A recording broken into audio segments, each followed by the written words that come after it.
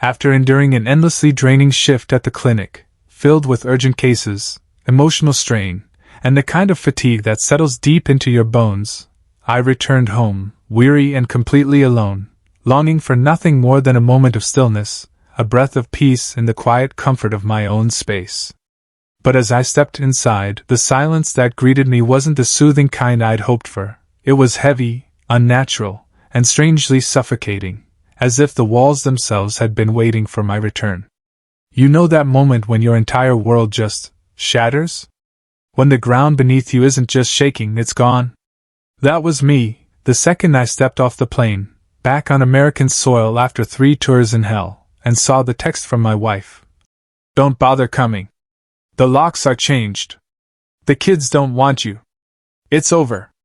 But what she didn't know was, "It's over" can mean a lot of things. And for me, it meant the war had just begun, right here at home.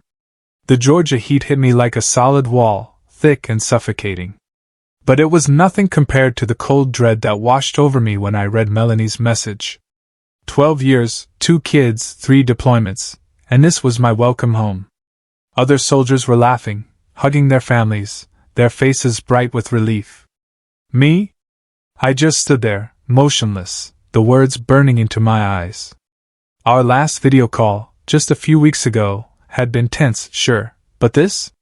This was a gut punch I hadn't prepared for. A dozen furious replies flashed through my mind, a lifetime of anger and hurt.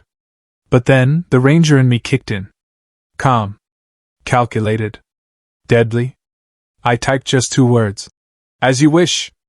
Anyone who knew me, anyone who'd served with me, knew what those words meant. When chaos exploded, when other men panicked, I got unnervingly calm.